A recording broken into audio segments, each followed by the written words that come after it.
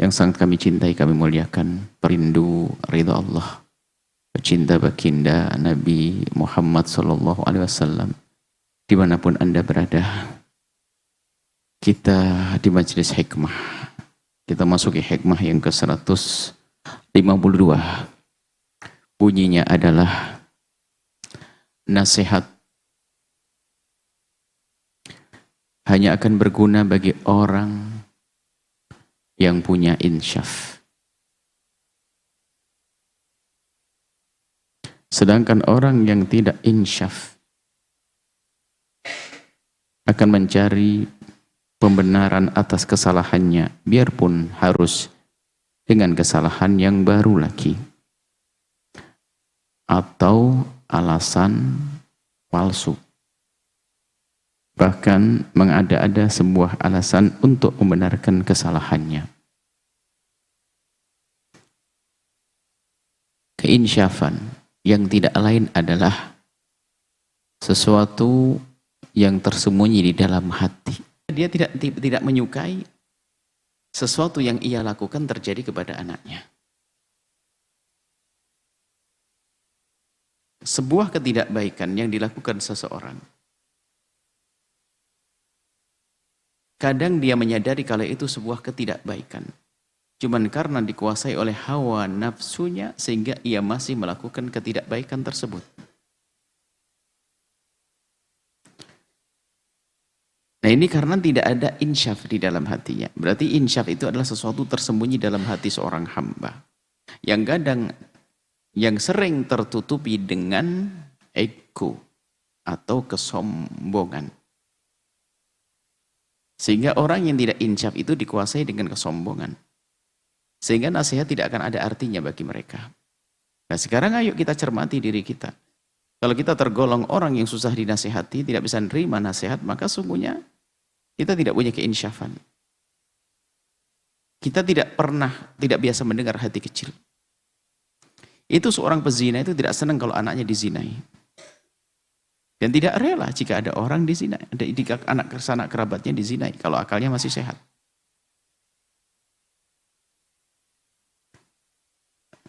Sang pemabuk besar itu juga tidak ingin kalau anak jadi pemabuk semuanya. Jadi banyak orang menyadari itu sebuah dosa, tapi dia susah menghindar dari dosa tersebut bukan karena dia tidak percaya kalau itu sebuah dosa, tapi ngerti itu dosa. Sehingga yang ada malah nanti dia membela kesalahannya karena dikuasai oleh hawa nafsunya tadi, kesombongannya. Maka kalau orang punya keinsyafan di dalam hati, baru nasihat akan berguna.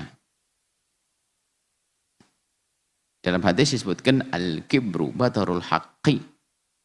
Kesombongan itu adalah menolak kebenaran yang sampai kepadanya. Nah, ini kita bicara insyaf dulu, orang insyaf. Tapi untuk menyadari ada insyaf atau tidak di dalam diri kita ini, harus kita melihat sesuatu ketidakinsyafan. Nah, ini kalau orang tidak insyaf, ini baru. Orang tidak insyaf ini bagaimana? Di saat diberi nasihat, dia bukan menerima, dia beralasan. Dia banyak beralasan. Kalau dimulai daripada imamul mutakabbirin, imam. Jadi dalam dunia takabur itu ada imamnya. Pemimpinnya orang sombong adalah iblis, aba wastakbara. Coba iblis itu lihat. Di saat diingatkan itu, mengerti yang ingatkan adalah Allah. Dan sambil peringatannya pun dalam bentuk pertanyaan, kenapa kau tidak sujud kepada Adam, wahai iblis, sujud penghormatan. Ada apa engkau tidak sujud? Ngerti bahwasanya waktu dia tidak sujud itu salah dia. Cuman dia tidak bisa menerima kebenaran. Karena sudah masuk di dalam dirinya kesombongan, aba wastakbara tadi.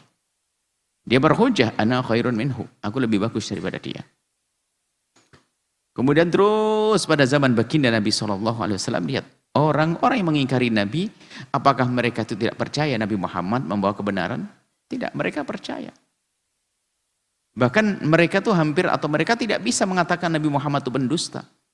Karena sudah Allah persiapkan dari masa kecil Nabi dengan kejujurannya, Sehingga sampai seluruh Mekah mengetahui kalau Nabi Muhammad itu Al-Amin, orang yang sangat jujur, amanah. Sehingga sebetulnya sudah ada di dalam diri mereka itu ketidakmampuan untuk mengingkari kebenaran Nabi. Cuman ternyata setelah Nabi Muhammad SAW mengumandangkan dirinya atas perintah Allah, menyatakan dirinya seorang Nabi, seorang utusan, lihat. Mulai ada.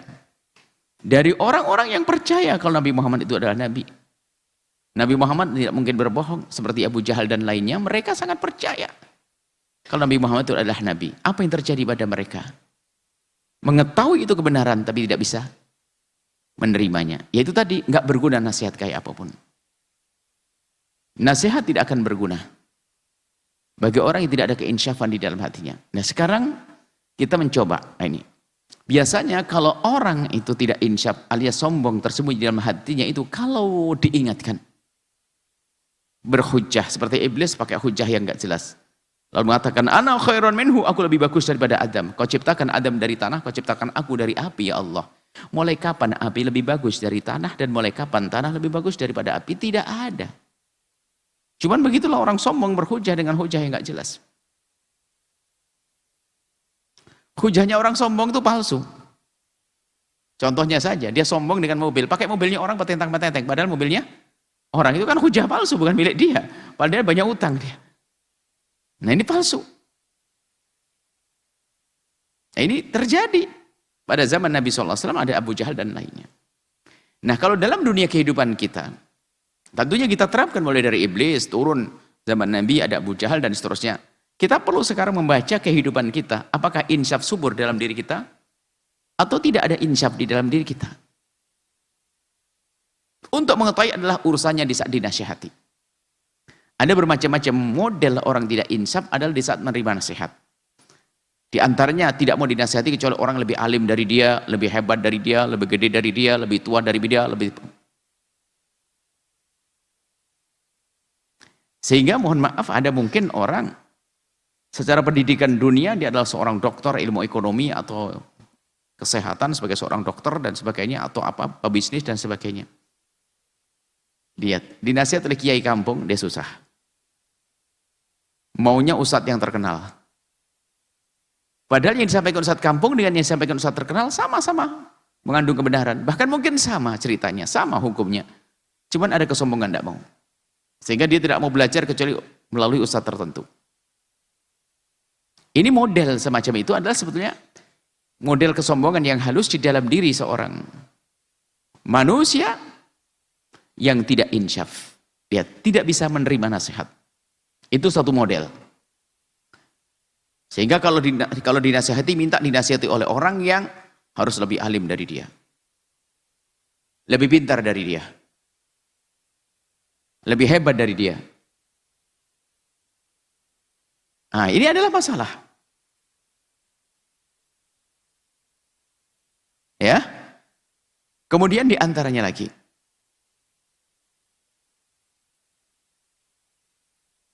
Di antaranya lagi adalah kalau diingatkan, bukan terima kasih.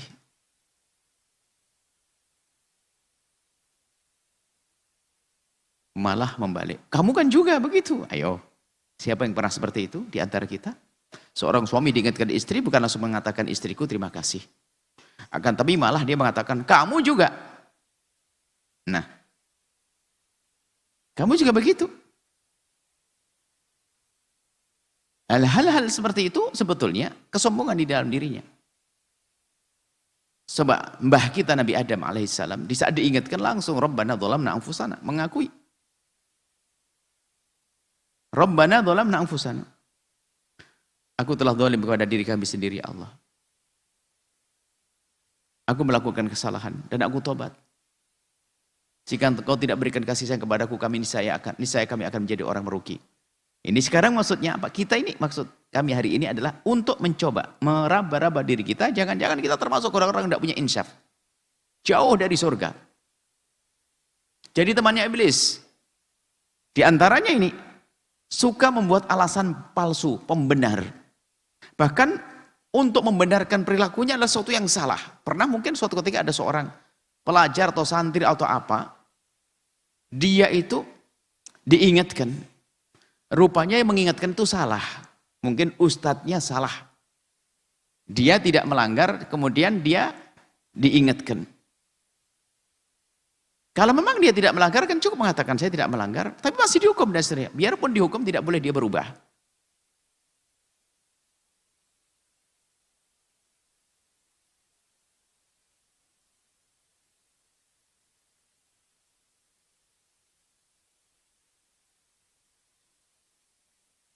Beri berubah. Diingatkan, langsung berkata begini, saya tidak salah kok masih disalahin, mending saya melanggar sekalian. Loh ini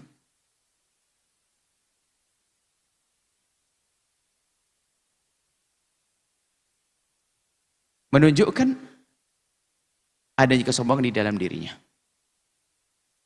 Nah ini, saya tidak salah kok disalah-salahin, mending saya melanggar sekalian. Atau sudah tidak langgar dihukum, mending saya melanggar. Nah, ini kan sebuah kebodohan lagi.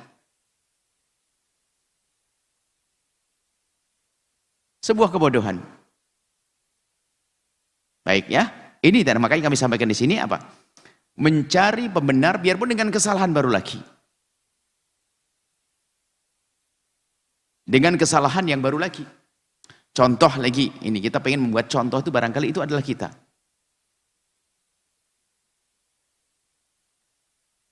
Mungkin itu adalah diri kita sendiri dalam kehidupan sehari-hari kita. Misalnya begini nih. Lalu ada yang menegur dia. Kenapa kok kamu selalu begitu? Kamu ngelanggar terus dan sebagainya. Kalau suami menyalahkan, gimana saya tidak melanggar? Di rumah istri saya begini. Mohon maaf, na'udzubillah. Ada seorang melakukan kesalahan misalnya, sudah punya istri di rumah, lalu dia melakukan keharaman di luar. Kalau ditanya, kenapa begitu? Bukan insaf, mohon maaf. Ya Allah, saya ini. Lalu menyalahkan, gara-gara istri saya tidak perhatian sama saya. Atau seorang perempuan pernah saya mengatakan, karena suamiku tidak peduli kepada saya, maka saya melakukan yang haram. Itu kesombongan yang dahsyat, kelasnya iblis. Artinya, dia mencari pembenar dengan cara membenarkan perilakunya dengan kesalahan.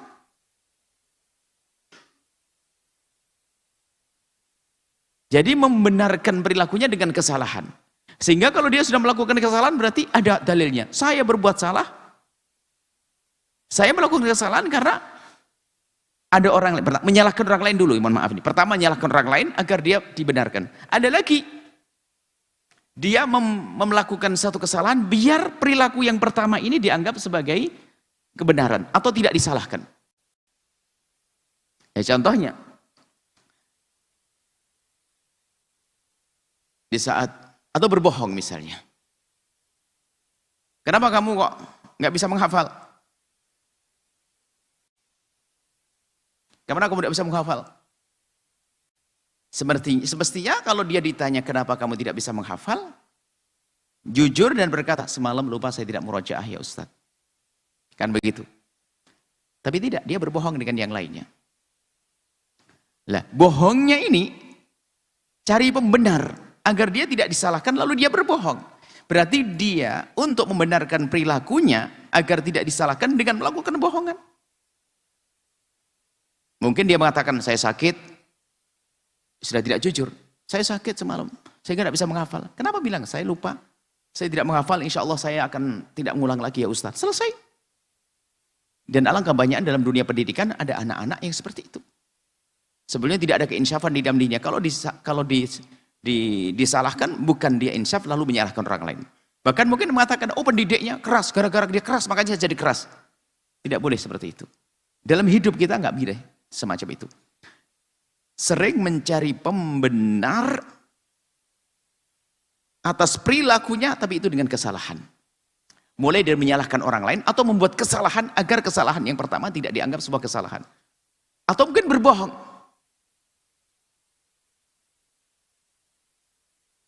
Ini mungkin seorang istri lah, kita buat contoh, ditegur sama suaminya. Kenapa kok kelihatan sedih, susah? Suaminya akan bertanya, Padahal mungkin sedihnya dia karena satu hal. Mungkin dia lagi ingat ibunya dan sebagainya. Yang meninggal dunia. Atau mungkin mikir besok uang sekolah anaknya dan sebagai seorang istri bisa saja namanya seorang perempuan. Cuman di saat ditanya oleh sang suami tidak bisa menjawab tentang sebab yang sesungguhnya. Lalu dia membuat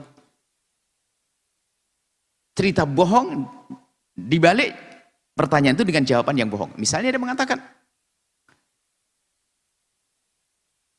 mengungkit, nah ini tidak bohong, nah ini tidak jujur. Mengungkit tentang kesalahan yang pernah terjadi dengan suaminya.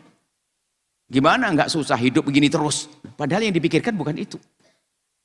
Ini sering terjadi, orang menjadi menyalahkan orang lain.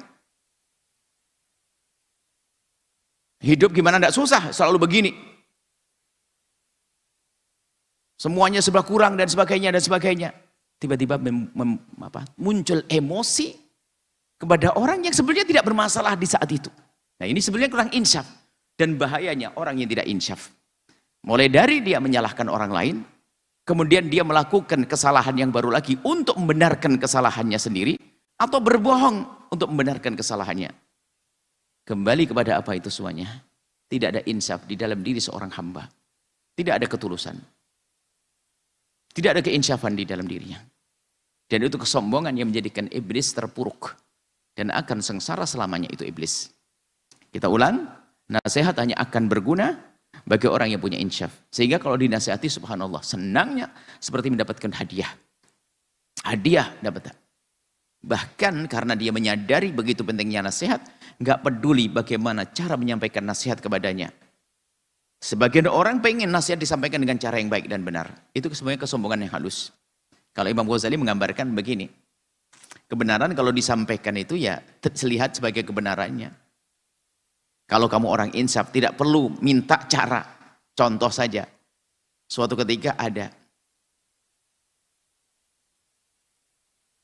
kalajengking merambat di baju jaketmu.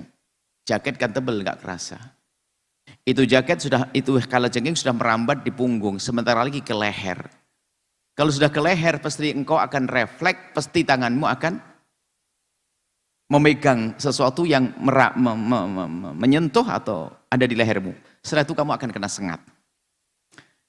Temanmu yang di belakangmu itu ngelihat kalajengking merambat, dia nggak mau kalau kalajengking itu nanti nyengat dirimu, sehingga dia dengan keras langsung dipukul kalajengking. Sampai keplak jatuh, kaget dia sampai mati. Kalajengking mati dipukul itu. Apakah Anda akan marah lalu melihat, kurang ajar kamu ini? Padahal sedang melihat kalajengking mati. Kurang ajar, kenapa kau pukul keras-keras kamu ini? Tidak ada, dia akan berterima kasih. Kalau tidak langsung dipukul kena leher nanti. Kalau sudah leher, menyentuh leher, dia akan refleks. Setelah refleks kan disengat. Sebetulnya orang mengingatkan ya seperti itu. Biarpun caranya nggak benar, kalau itu sebuah kebenaran, kenapa kita tidak bisa menerimanya? Hanya karena kita diperlakukan tidak lembut dan sebagainya kita bisa menerima. Sombong itu. Memang di sisi lain nanti ada adab di saat kita ingin menyampaikan kebenaran, hendaknya kita dengan kelembutan, dengan cara yang baik. Dengan cara yang baik. Akan tapi mari kita bangun keinsyafan di dalam diri kita. Jika ada orang mengingatkan kepada kita, terima. Ucapkan terima kasih, khususnya rumah tangga suami istri. Sehingga sering kami sampaikan satu catatan atau mungkin slogan atau bagaimana. Terserah apa namanya. Di rumah kita itu harus membiasakan dengan cara hidup yang indah dengan mudah mengingatkan dan mudah diingatkan. Ada orang mudah mengingatkan tapi susah diingatkan, sombong dia. Mengingatkan pandai, tapi diingatkan gilirannya marah. Giliran diingatkan marah. Atau dia adalah pandai diingatkan, tapi mengingatkan penakut dia. Ini kurang ajar juga, menjerumuskan kawannya. Yang indah dalam rumah tangga adalah mudah mengingatkan dan mudah diingatkan. Mudah mengingatkan, artinya kita senang mengingatkan jika ada yang salah. Sebelum terlanjur jauh salahnya. Dan jika diingatkan, kita penuh kebanggaan berterima kasih. Mengucapkan terima kasih, ngasih hadiah kepada siapapun yang mengingatkan kita. Bukan marahnya dulu, kalau marah itu namanya kesombongan. Dan kesombongan tidak akan menjadikan orang beruntung. Kesombongan hanya menjadikan orang terjerumus dalam kehinaan. Seperti iblis terjerumus dalam kehinaan karena kesombongannya. Aba wastakbaro. Kita baca lagi, nasihat hanya akan berguna bagi orang yang punya insyaf. Sedangkan orang yang tidak punya insyaf akan mencari pembenaran atas kesalahannya, biarpun harus dengan kesalahan yang baru lagi atau alasan palsu. Bahkan mengada-ngada sebuah alasan untuk membenarkan kesalahannya. Semoga Allah memberikan kepada kita pemahaman yang benar, menjadikan kita hamba yang saling mencintai karena Allah, menjauhkan kita dari kesombongan, mengganti dengan keinsyafan, sehingga kebenaran tampak bagi kita sebagai kebenaran dan kita mudah mengikuti, dan kebatilan tampak sebagai kebatilan dan kita mudah untuk menjauhi. Setelah Anda menyaksikan video ini, jangan lupa berselawat kepada baginda Nabi Muhammad sallallahu alaihi wa alihi wa sahbihi wasallam.